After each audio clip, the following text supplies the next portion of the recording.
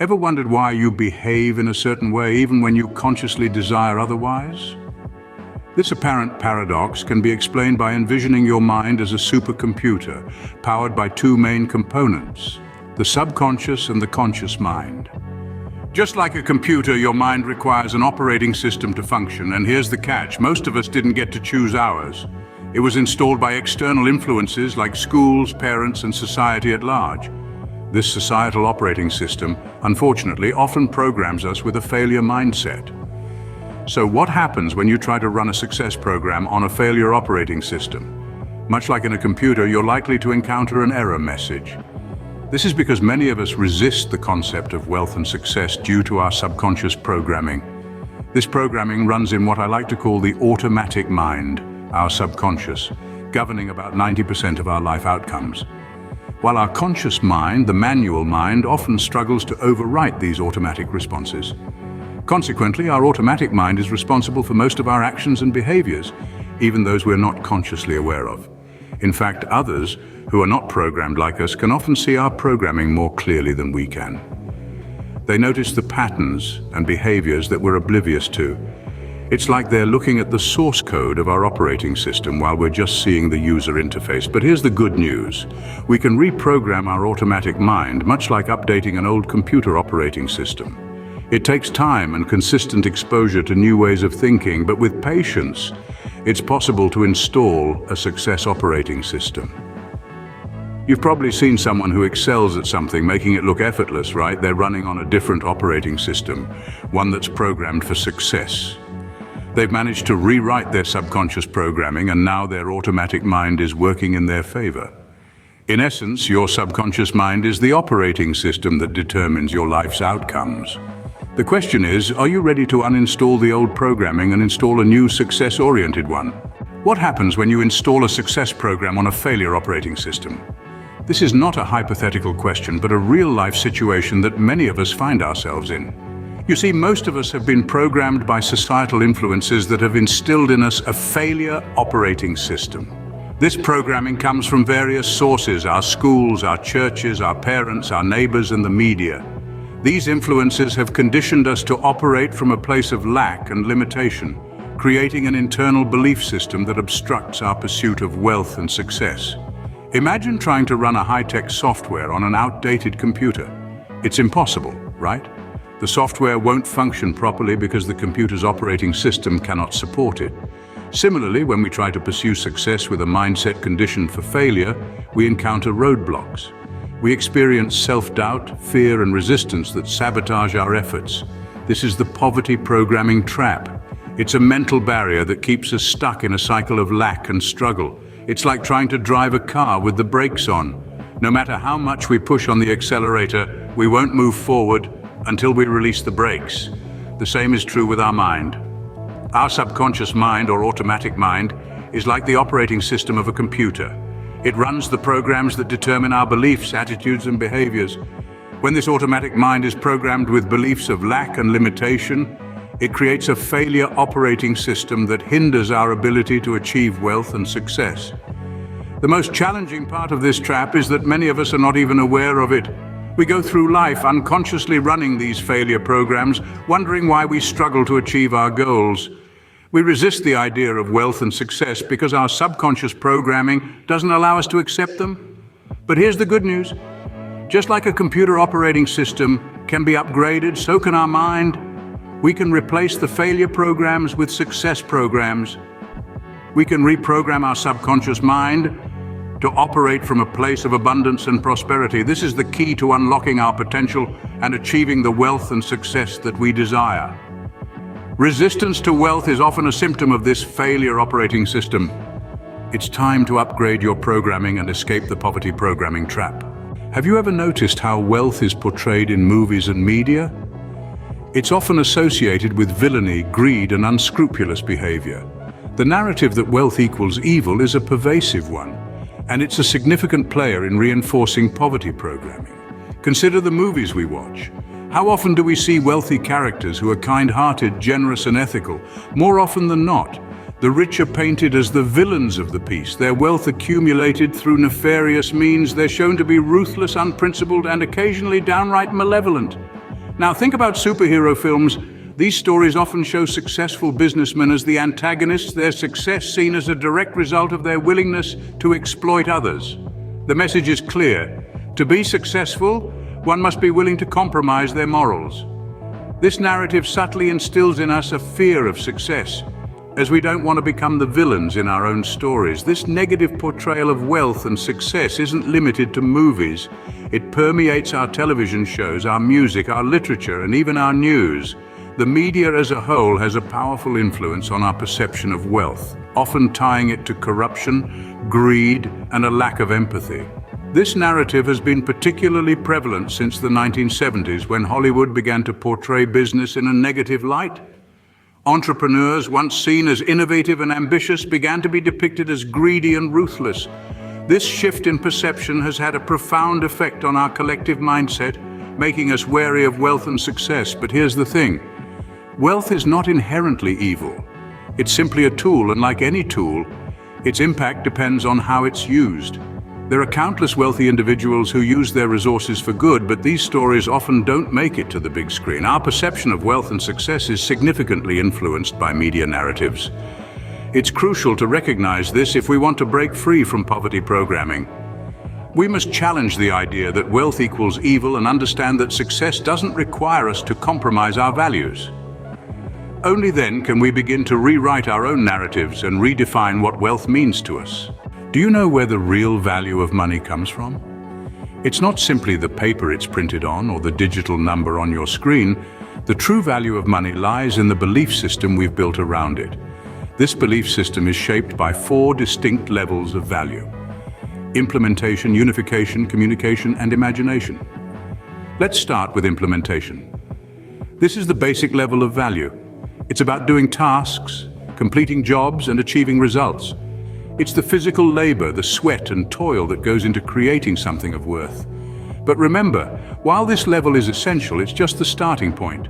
Next, we have unification, which takes us a step further. It's about bringing together diverse elements into a cohesive whole. It's the coordination of people, resources, and ideas. Unification is the value we create when we orchestrate and manage, when we lead teams and oversee projects. Now we move on to communication. This is where things become even more interesting. Communication is about conveying ideas and emotions, about sharing knowledge and experiences. It's the value we create when we inspire and influence, when we teach and entertain. In a world where information is abundant, the ability to communicate effectively is more valuable than ever.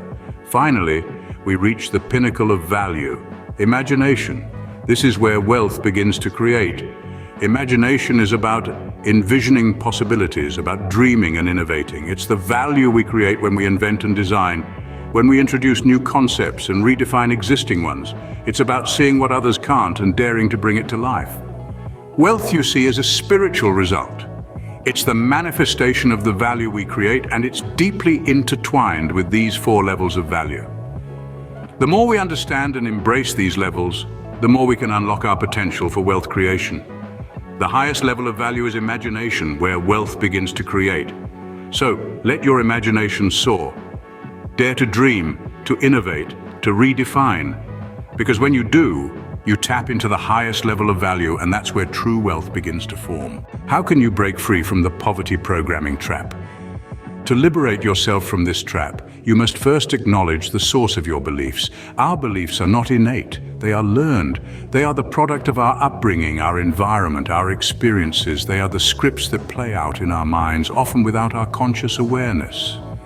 Recognizing this is the first step towards change. Let's consider the subconscious mind.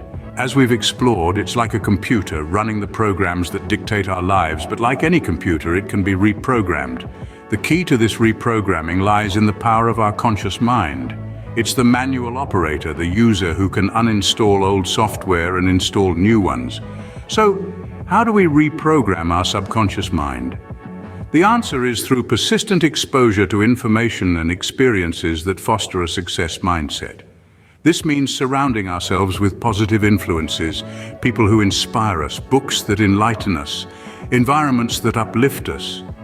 It's about saturating our minds with positivity until it seeps into our subconscious, replacing the old, unhelpful programs. But this reprogramming is not an overnight process. It's a journey. It's about taking small, consistent steps every day towards changing our mindset. It's about challenging our beliefs, questioning our assumptions, and daring to envision a different life for ourselves. The power of reprogramming is transformative. It can shift your perspective from one of scarcity to one of abundance. It can turn perceived obstacles into opportunities. It can unlock potential you never knew you had. It can allow you to break free from the poverty programming trap and step into a life of success, wealth, and fulfillment. But remember this, reprogramming is not about becoming someone else. It's about becoming the best version of yourself. It's about aligning your subconscious mind with your conscious desires. It's about living your life in a state of authenticity, where your actions are congruent with your beliefs and values. Reprogramming is a process. It takes time, but the results are transformative. Who are you, beyond your external circumstances and societal labels? That's a question we seldom ask ourselves, yet it's critical to know the answer to it. We are living in a world where external factors such as status, appearance, wealth, and job title often define us. But remember, you are more than the sum of your external circumstances. You are not merely a product of your environment, but a unique individual with the capacity for personal growth, spiritual redemption, and the ability to influence your surroundings. You are not your job, your bank account, your successes, or your failures. These are merely aspects of your life, not the essence of who you are. Your true identity lies beneath these superficial layers. It's in your values, your passions, your dreams, and your character. It's in the kindness you show to others, the love you give, and the respect you have for yourself and others. It's in the choices you make and the actions you take, all of which are guided by your inner compass and not by societal norms or expectations.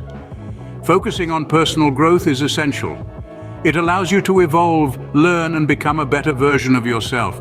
It empowers you to break free from the poverty programming trap and rewrite your narrative. It's about understanding that success is not defined by external factors, but by your internal growth and transformation. Spiritual redemption is another vital aspect of your identity. It's about realizing that your worth is not determined by material possessions, but by your spiritual wealth. It's about seeking fulfillment, not in worldly things, but in your relationship with the divine. It's about understanding that wealth is a spiritual outcome, a manifestation of your inner abundance. So take time to introspect, to discover who you truly are beyond your external circumstances.